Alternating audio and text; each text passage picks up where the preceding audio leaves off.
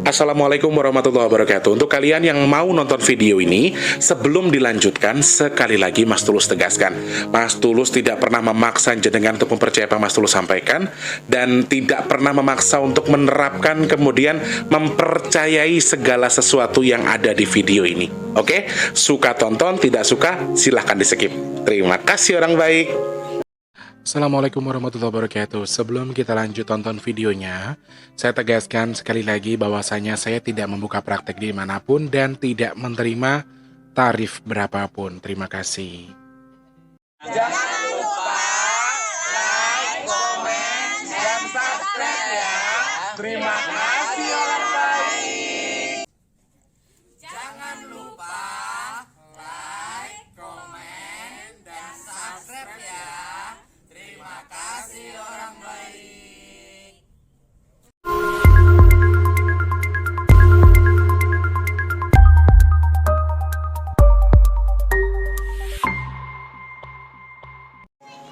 Assalamualaikum warahmatullahi wabarakatuh. Salam sejahtera untuk kita semua, dan juga salam jumpa untuk para subscriber Big Tulus Official dimanapun kalian berada ya.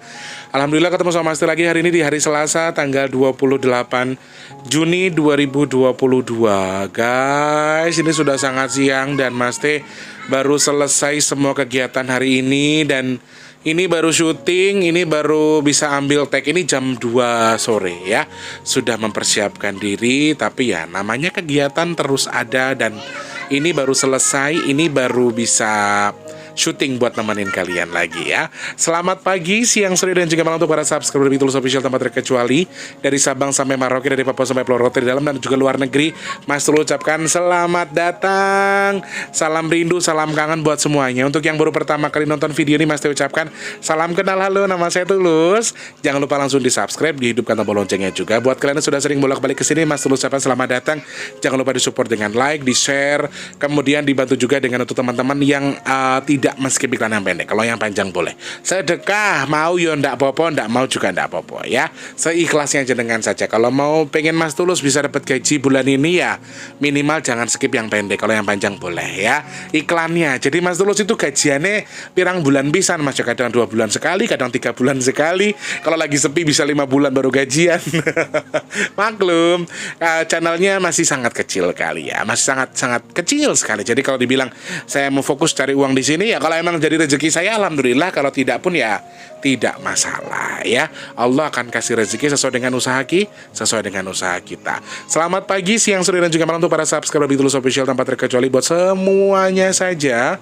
Untuk yang saat ini sedang beraktivitas seperti biasa, lagi dagang, lagi usaha, lagi kerja, lagi tidur, lagi apakah pokoknya yang lagi nyimak Mas Tulus, salam rindu, salam kangen, sukses, sehat selalu ya. Sarangeo. Pokoknya diucapkan doa terbaik buat kalian semua sedang menonton video ini. Doa terbaik dari Mas Tulus buat kalian semua ya, amin.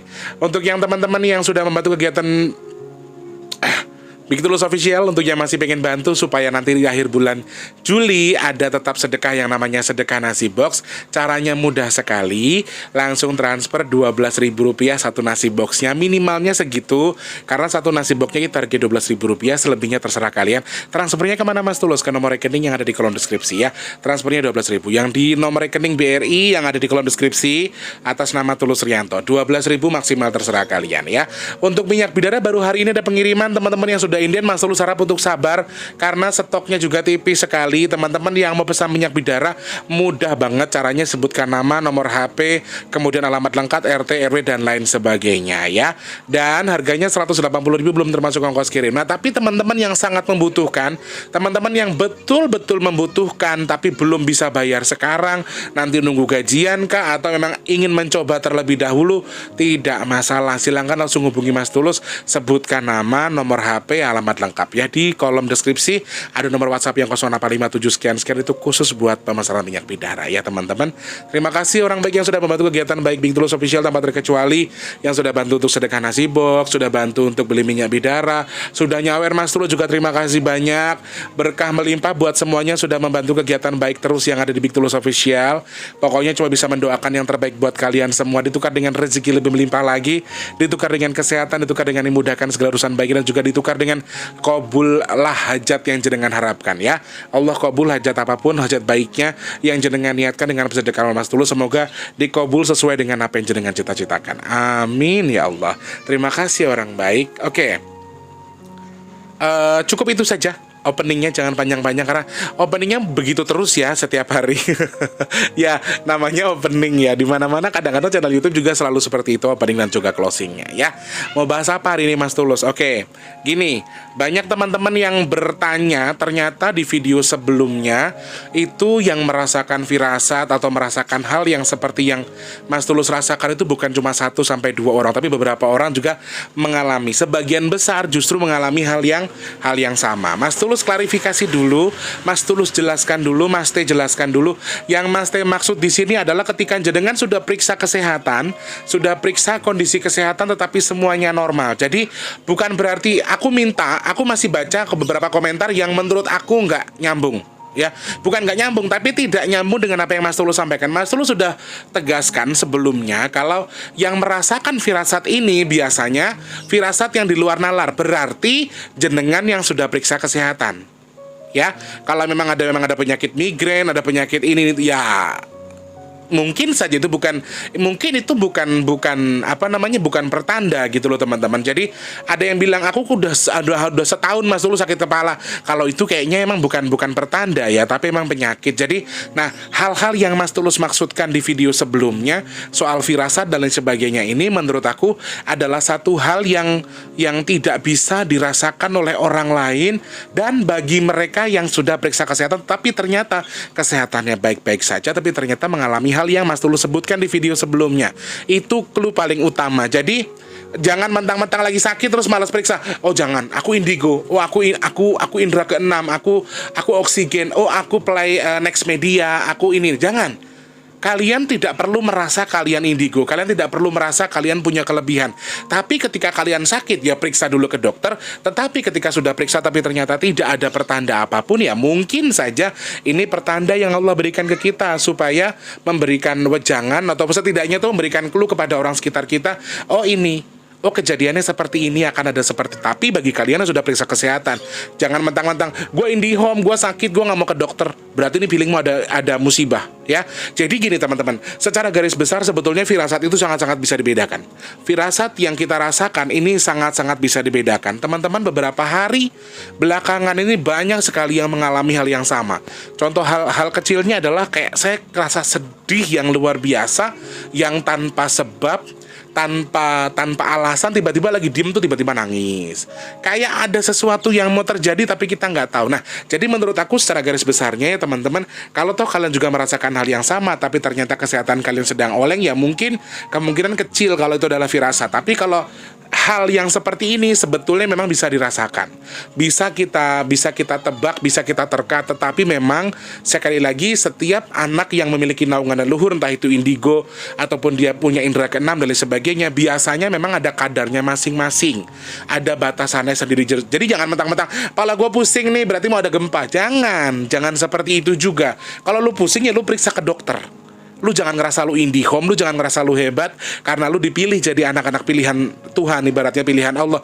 Tapi hal yang lu rasain itu setelah lu pikirkan, lu bisa nelaah sendiri apakah benar-benar yang saya rasain ini gitu loh. Nah, sebetulnya hal ini bisa dibaca teman-teman secara nalar. Ada kok orang yang bisa baca orang dari pembelajaran. Jadi ternyata ada ilmu sosiologi, ada ilmu psikologi, ada ilmu macam-macam yang bisa membaca karakter orang, membaca situasi, membaca alam, dan lain sebagainya. Secara nalar ini sesuatu yang tidak aneh.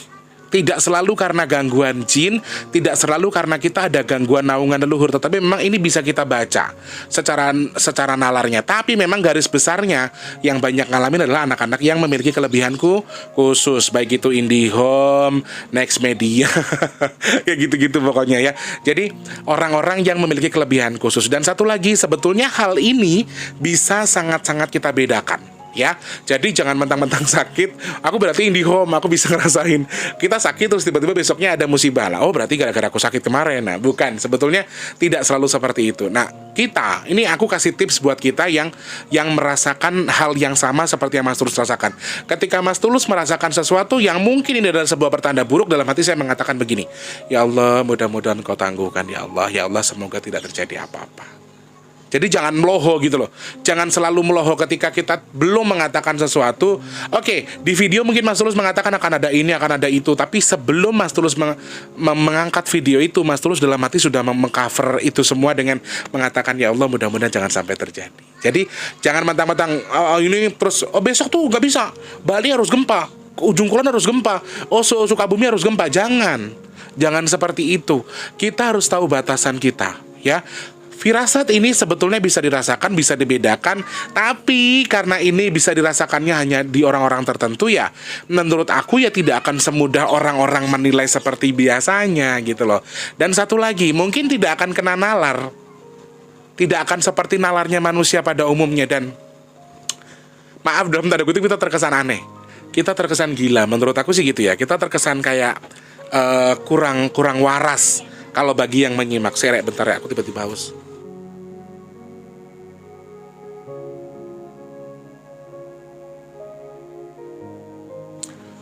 Jadi aku sempat beberapa kali membaca komentar-komentar yang masuk di video kemarin dan juga hari sebelumnya. Ternyata banyak orang-orang yang mengalami hal yang sama, kemudian banyak yang mengalami ini. Jadi gini teman-teman, aku pengen menjelaskan. Ada teman-teman yang bilang, satu pertanyaan yang masuk ke saya, apakah saya juga mengalami ini jadi pertanda kalau saya ini IndiHome gitu-gitu. Nah, jadi gini teman-teman, ini sesuatu yang bisa dibaca. Ini sesuatu yang bisa dirasakan oleh beberapa orang yang punya tingkat sensitivitas cukup tinggi.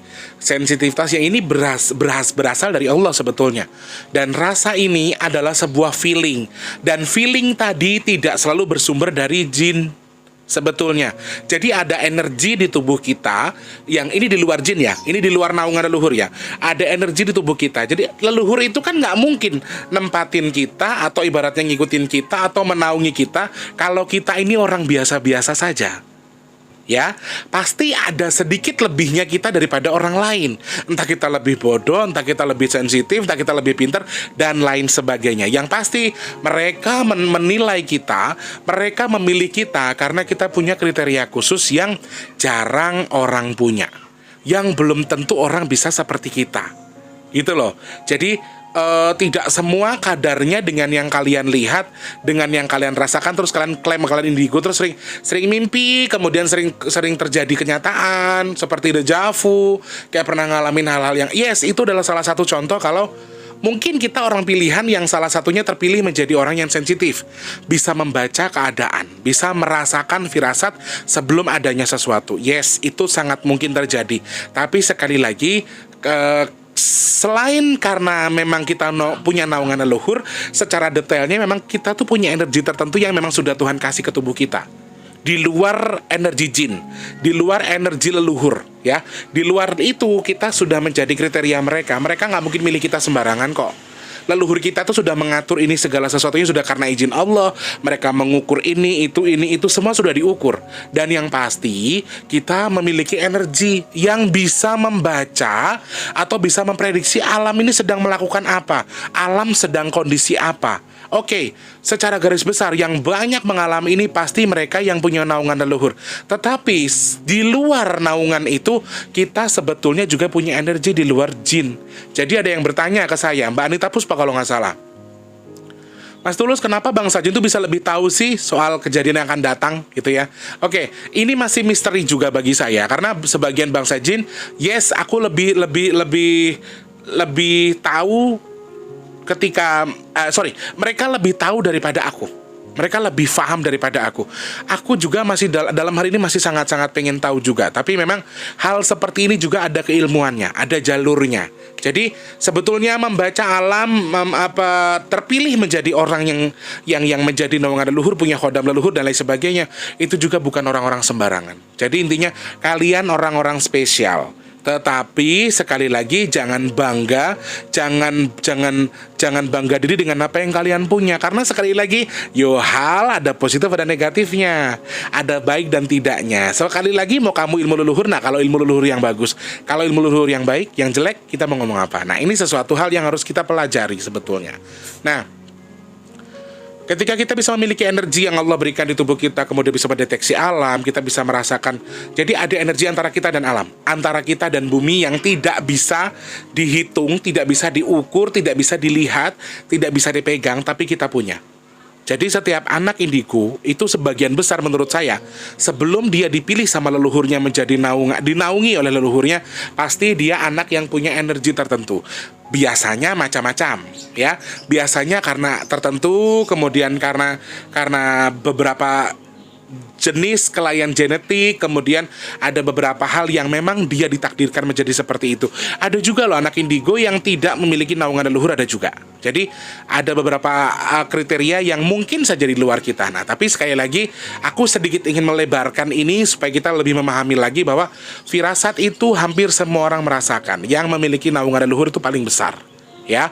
Tapi ketika kalian merasakan hal yang sama, silakan kalian harus cek kesehatan juga, kontrol diri, siapa tahu memang dalam kondisi yang sakit atau dalam kondisi yang tidak bagus kondisi kesehatannya, sehingga perlu diperbaharui atau perlu diperbaiki. Nah, ini satu hal yang harus kalian tegaskan di diri kalian sendiri. Jangan mentang-mentang, oh aku bisa merasakan firasat ini, aku indigo, aku bisa ini berarti aku hebat. Jangan seperti itu, karena sejatinya orang yang berilmu itu seharusnya dia menunduk, ya, bukan makin dangak. Jadi kalau ilmu kamu atau yang menaungi kamu itu bagus, kamu akan bisa menahan diri kamu untuk menyampaikan sesuatu yang tidak seharusnya kamu sampaikan. Ya, aku tidak bilang yang menyampaikan meloho terlalu terbuka itu berarti ilmunya jelek. Tidak, saya tidak mengatakan seperti itu. Tapi sebaik-baiknya anak yang memiliki kelebihan yang Tuhan berikan ke kita, alangkah baiknya ketika kita tahu kode etik yang harus kita baca, kode etik yang harus kita sampaikan. Karena terkadang dunia gaib ini ada yang boleh kita tahu tapi tidak boleh kita sampaikan. Ada yang harus kita tahu tapi terkadang kita tidak boleh tahu, padahal harus. Aneh kan? Nah, ada kode-kode etik yang tidak bisa kita tembus. Ada satu hal yang tidak bisa kita jelaskan. Nanti kapan-kapan kita bakal bahas deh soal kode etik. Kenapa sih anak indigo tuh nggak boleh gini? Kenapa sih? Nah, nanti kapan-kapan kita bahas itu ya teman-teman ya. Soal kode etiknya anak indigo, kenapa mereka masih ada yang tidak mau membuka secara lebar, secara luas. Nanti Mas Tulus kapan-kapan akan coba bikin video soal itu.